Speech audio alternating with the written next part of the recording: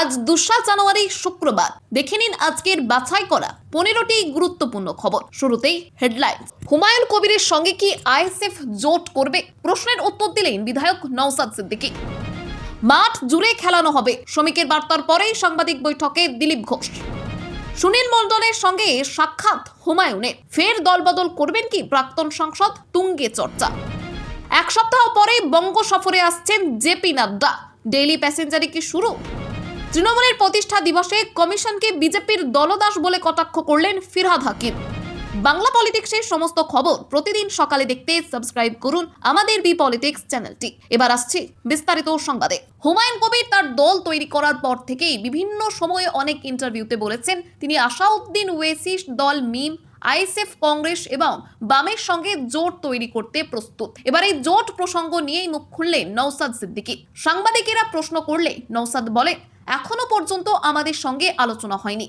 তিনি ঠিক কি বলছেন শুনে নিন। হুমায়ুন কবির আপনার দল এবং মিমের সঙ্গে জোট করার ঘোষণা দিয়েছেন। এখনো পর্যন্ত আমাদের সাথে কোনো আলোচনা হয়নি ভাই। কিন্তু উনি ভিডিওর মধ্যে বলছেন যে উনি তো ওনার মতো বলতে আর ট্যাক্স দেখে না।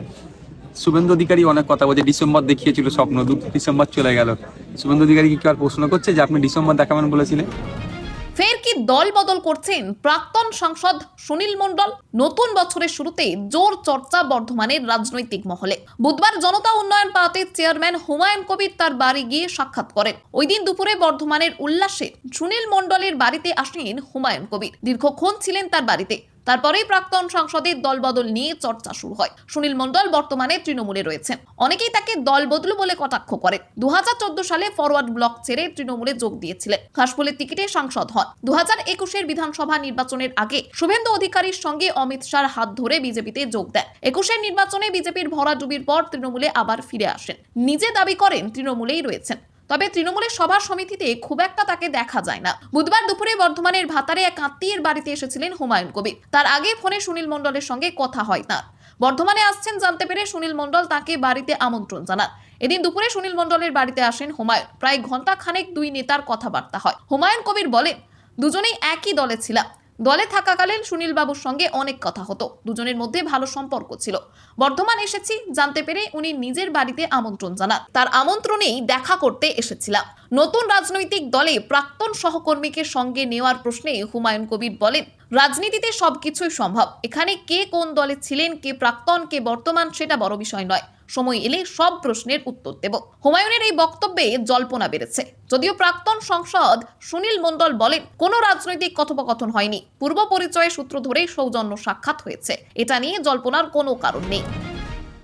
মাঠ জুড়ে খেলানো হবে, শ্রমিকের বার্তার পরে সাংবাদিক বৈঠকে দিলীপ ঘোষ। বঙ্গ রাজনীতির ময়দানে ফের চেনা মেজাজে ফিরছেন বিজেপির প্রাক্তন রাজ্য সভাপতি দিলীপ ঘোষ। জল্পনা ও মান অভিমানের প্রাচীর ভেঙে তিনি আবার ফ্রন্ট বুটে খেলতে ফিরছেন। বৃহস্পতিবার সল্টলেকের দলীয় কার্যালয়ে বর্তমান রাজ্য সভাপতি শ্রমিক ভট্টাচার্যের সঙ্গে ম্যারাথন বৈঠকের পর সাংবাদিকদের মুখোমুখি হয়ে নিজের রণকৌশল স্পষ্ট করেন দিলীপ ঘোষ। দিলীপ ঘোষকে মাঠ জুড়ে খেলানো হবে, শ্রমিকের এই মন্তব্যের জবাবে স্বভাবসিদ্ধ কড়া উত্তর দেন দিলীপ। বিগত বেশ কয়েক মাস ধরে বিজেপির কোনো সভা সমিতি বা দলীয় অনুষ্ঠানে প্রায় ব্রাত্যই ছিলেন দিলীপ ঘোষ। তবে দিল্লির শাহী বৈঠকের পর ছবিটা দ্রুত বদলেছে। এদিন দিলীপ বাবু বলেন, অমিত শাহ বলেছেন পুরোপুরি কাজে লাগতে হবে। তিনি আরো জানান, দলের অনেক নতুন কমিটি তৈরি হয়েছে, যেগুলি সম্পর্কে তিনি ওয়াকিবহল ছিলেন না। বৃহস্পতিবার শ্রমিক ভট্টাচার্যের সঙ্গে বসে সেই সাংগঠনিক বিষয়গুলো বুঝে নিয়েছেন তিনি। জানুয়ারিতে দুর্গাপুরে শ্রমিকের জনসভায় এক মঞ্চে দেখা যাবে দুজনকে। মাঠে খেলার প্রসঙ্গে বলেন, দল যেভাবে কাজে লাগাবে সেভাবেই কাজ করব। ভোটে লড়তে বললে লড়ব, সভা করতে বললে করব। আদি বনাম নব্য দ্বন্দ্ব এড়িয়ে যান কৌশলে। নতুন নেতাদের আনাগোনা নিয়ে খোঁচা দিয়ে বলেন, ভোটের আগে নতুন নেতাদের আনাগোনা বাড়ে, তাদের নতুন করে বোঝাতে হয়। তীক্ষ্ণ প্রশ্নের জবাবে চেনা মেজাজে বলেন, দল বুঝলেই হলো, কে বুঝবে আমার জানার দরকার নেই। আগামী দিনে বিজেপির লড়াইয়ের পথ বোঝাতে গিয়ে মমতা বন্দ্যোপাধ্যায়ের উদাহরণ টানেন দিলীপ ঘোষ। তিনি বলেন, মমতা বন্দ্যোপাধ্যায় কত বছর লড়াই করে জিতেছেন, এবার বিজেপির লড়াই হবে অন্য আঙ্গিকে। রাজনৈতিক মহলের মতে অভিজ্ঞ এই সেনাপতিকে ময়দানে ফিরিয়ে বিজেপি আসলে বুথ স্তরের কর্মীদের এই বার্তাই দিতে চাইল যে লড়াই এবার সমানে সমানে হবে। ভগবান জগন্নাথ দেবের মন্দির কেন যাব না? দীঘায় জগন্নাথ মন্দিরে যাওয়ার প্রসঙ্গে বললেন দিলীপ ঘোষ। দীঘায় জগন্নাথ মন্দিরে যাওয়ার প্রসঙ্গে প্রথমবার মুখ খুললেন দিলীপ ঘোষ। গত বছর দীঘায় জগন্নাথ মন্দিরের উদ্বোধনের সময় সস্ত্রীক সেখানে গিয়েছিলেন দিলীপ ঘোষ। সেখানে মুখ্যমন্ত্রী মমতা বন্দ্যোপাধ্যায়ের সঙ্গে সৌজন্য সাক্ষাৎ করেন। অনেকে এ নিয়ে সমালোচনাও করেছিলেন। এক সাক্ষাৎকারে দিলীপ ঘোষ বলেন, দীঘায় জগন্নাথ মন্দিরে যাওয়ার পর আমাকে নিয়ে ইস্যু করা হয়েছিল। কার মন্দির? ভগবান জগন্নাথ দেবের মন্দির, কেন যাব না? প্রয়োজন অপ্রয়োজন অনেক কিছু থাকে। আমাকে বর্ধমানে লড়তে পাঠানো হলো, এটা প্রয়োজন ছিল? রং দেখে মুখ দেখে আমি রাজনীতি করি না। কিছু লোক ভয়ে থাকে, সবসময় রাজনীতিতে হারিয়ে যাবে। দিলীপ ঘোষ এসবে ভয় পায় না। অনুমতি দেয়নি পুলিশ। হাইকোর্টের ছাড়পত্রে কোচবিহারে হচ্ছে মিঠুনের পরিবর্তন সভা। ভোটের দামামা বাজতেই কোমর বেঁধে মাঠে নেমে পড়েছেন পদ্ম নেতারা। কোচবিহারে সভা করার কথা ছিল বিজেপি নেতা মিঠুন চক্রবর্তীর, কিন্তু সেই সভার অনুমতি দেয়নি কোচবিহারের পুলিশ। তা নিয়ে রাজনৈতিক মহলে বিস্তর চাপানোতর হয়। তোপের পর তোপ দেখেছিলেন জেলার বিজেপি নেতারা। শেষ পর্যন্ত আয়োজকদের তরফে হাইকোর্টে আবেদন করা হয়, তাতেই মেলে সভার অনুমতি। অবশেষে 2রা জানুয়ারি কোচবিহারের পুরাতন পোস্ট অফিস পাড়ার মাঠে হচ্ছে মিঠুনের পরিবর্তন সভা। তাতেই উচ্ছ্বসিত পদ্মকর্মীরা। এক সপ্তাহ পরেই বঙ্গ সফরে আসছেন জেপি নাড্ডা। ডেলি প্যাসেঞ্জারে কি শুরু? কদিন আগে বাংলায় এসেছিলেন প্রধানমন্ত্রী নরেন্দ্র মোদী, তবে শুধু অডিও বার্তা দিয়ে ক্ষান্ত থাকতে হয়েছিল। তারপর বাংলায় এলেন কেন্দ্রীয় স্বরাষ্ট্রমন্ত্রী অমিত শাহ। 3 দিন থাকলেন, সাংবাদিক বৈঠক করলেন, কর্মী সভা করলেন, পুজো দিলেন, ভোট নিয়ে অঙ্কের হোমওয়ার্ক দিয়ে ফিরে গেলেন। এবার বঙ্গ সফরে আসছেন বিজেপির সর্বভারতীয় সভাপতি জেপি নাড্ডা। তৃণমূল নেতারা এটাকে ভোটের সময় কেন্দ্রীয় নেতাদের ডেইলি প্যাসেঞ্জারি বলে কটাক্ষ করছেন। চলতি বছরে বিধানসভা নির্বাচন থাকায় বিজেপির কেন্দ্রীয় নেতাদের আনাগোনা বেড়েছে। অমিত শাহ সংগঠনের হতশ্রী দশা দেখে ক্ষুব্ধ হয়ে টিকিটের জন্য পারফরমেন্স বেঁধে দিয়ে গিয়েছেন। এবার সংগঠন চাঙ্গা করতে নাড্ডা আসছেন। আগামী 8ই জানুয়ারি কলকাতায় স্বাস্থ্য বিষয়ক কর্মসূচিতে যোগ দেবেন তিনি। রাজ্য সভাপতি শ্রমিক ভট্টাচার্য তাকে দলীয় বৈঠকে আমন্ত্রণ জানিয়েছেন। বৈঠক হলে রুদ্ধদ্বারে নির্বাচনী রণকৌশল নিয়ে আলোচনা হবে। তৃণমূল মনে করে এই নেতারা বাংলার সমস্যায় থাকেন না, টাকা আটকে রেখেছেন, কাজের টাকা দেননি, তাই ডেলি প্যাসেঞ্জারি করে লাভ হবে না।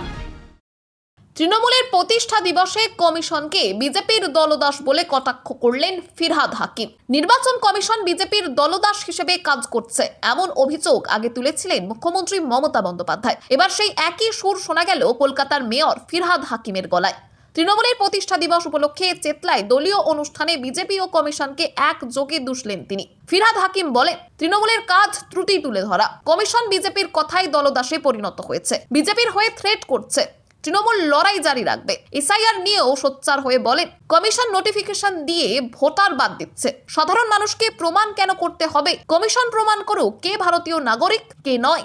এদিন অমিত শাহকে মোটা ভাই ও হুমায়ুন কবিরকে গাধা বলে সম্বোধন করেন ফিরহাদ।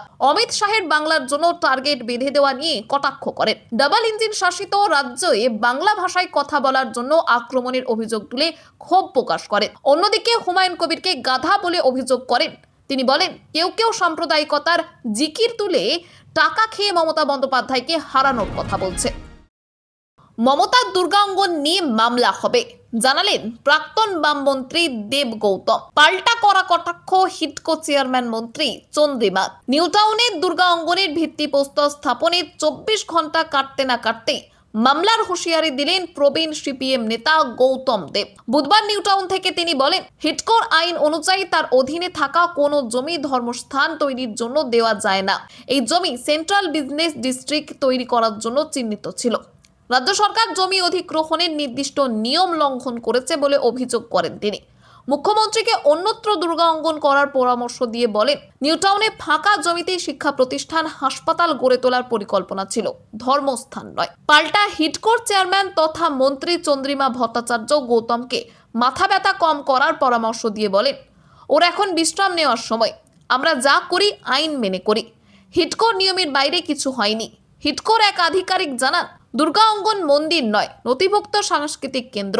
যেমন দীঘায় জগন্নাথ ধাম, সরকার সাংস্কৃতিক কেন্দ্র তৈরি করতেই পারে। সিপিএম সূত্রে খবর, শিলান্যাসের পর দলের তরফে অসুস্থ গৌতমকে আইনি বিষয় নিয়ে সাংবাদিক বৈঠকের দায়িত্ব দেওয়া হয়। হিডকোর আইনে এই প্রকল্প করা যায় না বলে গৌতমই প্রথম আলিমুদ্দিন স্ট্রিটে অবগত করেন। তবে কে বা কারা মামলা করবেন, কবে হবে, স্পষ্ট করেননি গৌতম।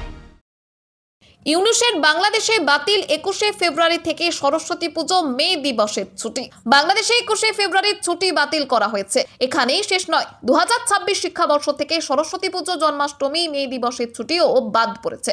শিক্ষা মন্ত্রণালয়ের প্রকাশিত মাধ্যমিক ও নিম্ন মাধ্যমিক বিদ্যালয়ের ছুটির তালিকায় নতুন বছরে মোট ছুটি রাখা হয়েছে 64 দিন। 2025 শিক্ষাবর্ষের তুলনায় 12 দিন কম। ছুটি বাতিলের তালিকায় বাদ পড়েছে ভাষা দিবস, সরস্বতী পুজো, জন্মাষ্টমী, বুদ্ধ পূর্ণিমা, মহালয়া এবং মধু পূর্ণিমা। সেই সঙ্গে শবে মিরাজ ও আশুরাতেও খোলা থাকবে স্কুলগুলি। জাতীয় দিবস যেমন 21শে ফেব্রুয়ারি, 26শে মার্চ বাংলা নববর্ষ ও 16ই ডিসেম্বর যথাযোগ্য মর্যাদা ও শ্রদ্ধায় বিদ্যালয়ে উদযাপন করা হবে বলে জানানো হয়েছে। স্কুলে এই ছুটি বাতিলকে ঘিরে ইতিবাচক ও নেতিবাচক দুই ধরনের মনোভাব দেখা গেছে। বিশেষত 21শে ফেব্রুয়ারি এবং সংখ্যালঘু সম্প্রদায়ের অনুষ্ঠান পার্বণের ছুটি বাতিলকে জামাত শাসিত বাংলাদেশে পরিকল্পিত ষড়যন্ত্র হিসেবে মনে করা হচ্ছে। 21শে ফেব্রুয়ারির মতো মাতৃভাষা দিবসে রাষ্ট্রীয় ছুটি বাতিলকে জাতীয় চেতনার অবমাননা হিসেবে দেখছে বুদ্ধিজীবী মহল। শুভেন্দুর কর্মসূচি থেকে ফেরার পথে বিজেপি কর্মীদের ওপর হামলা। নন্দীগ্রামে শুভেন্দুর কর্মসূচি থেকে ফেরার পথে হামলার অভিযোগ তৃণমূলের বিরুদ্ধে। থানার দ্বারস্থ বিজেপি নেতা। ভিত্তিহীন অভিযোগ বলছে তৃণমূল। শুভেন্দু অধিকারীর কর্মসূচি থেকে বাড়ি ফেরার পথে বিজেপির সংখ্যালঘু সেলের নেতা আব্বাস বেগকে মারধরের অভিযোগ তৃণমূল নেতা শামসুল ইসলামের বিরুদ্ধে।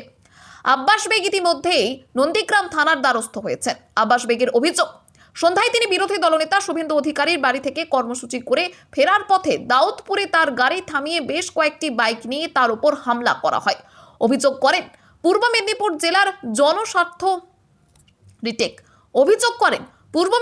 জেলার জনস্বাস্থ্য কর্মাধ্যক্ষ শামসুল ইসলাম নিজে দাঁড়িয়ে থেকে তার উপর এই হামলা করেছেন। এই বিষয়ে তিনি নন্দীগ্রাম থানার দ্বারস্থ হয়েছেন। তার আরও অভিযোগ, এর আগে বেশ কয়েকবার শামসুল ইসলাম তার লোকজন নিয়ে তার উপর হামলা করেছে। আদালতের নির্দেশে তার পার্সোনাল সিকিউরিটির ব্যবস্থা করেছে আদালত। তার সিকিউরিটির সঙ্গে থাকা সত্ত্বেও তার ওপর এই হামলা। যদিও সম্পূর্ণ বিষয়টি অস্বীকার করেছেন পূর্ব মেদিনীপুর জেলার জনস্বাস্থ্য কর্মাধ্যক্ষ শামসুল ইসলাম। তিনি বলেন, এরা সব মানসিক রোগে আক্রান্ত, ওদের মাথা খারাপ হয়ে গেছে। সম্পূর্ণ ভিত্তিহীন ও মিথ্যা অভিযোগ করছে আব্বাস বেগ। খবর আজকের মতো এখানেই শেষ। আবার আসছি আগামীকাল সকালে। পরবর্তী খবরের জন্য সাবস্ক্রাইব করুন বি পলিটিক্স।